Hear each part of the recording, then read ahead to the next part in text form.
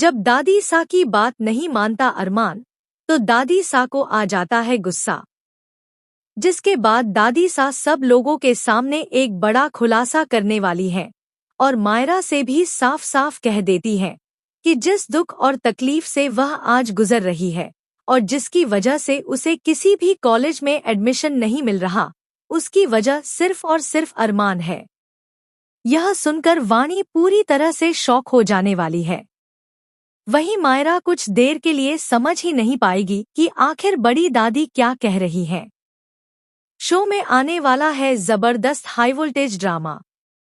आगे आप देखेंगे कि अरमान खुद को बदलने की कोशिश करता है, क्योंकि जब उससे उसकी मां से जुड़े सवाल पूछे जाते हैं तो प्रिंसिपल अरमान से साफ साफ कह देती है कि आप अपनी बेटी को समझाइए, जिस भी तरीके से समझा सकें, लेकिन उसे इस बात का एहसास होना चाहिए कि अगर वह हमारे कॉलेज में एडमिशन लेती है तो उसे अपने पास्ट से जुड़े सवालों का सामना करना पड़ेगा, ताकि आगे चलकर उसे किसी तरह की परेशानी न हो।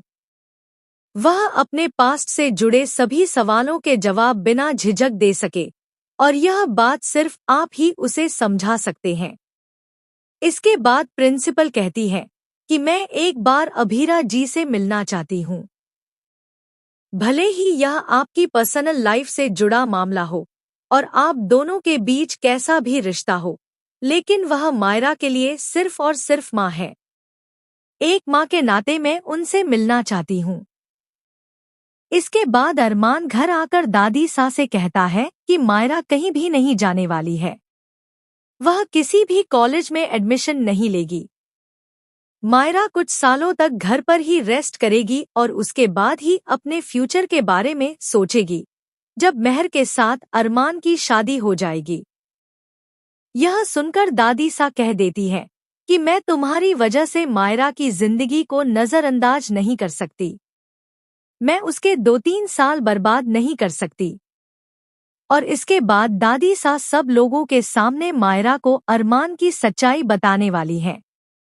मोर अपडेट्स के लिए चैनल को सब्सक्राइब कीजिए और वीडियो को लाइक कीजिए। धन्यवाद।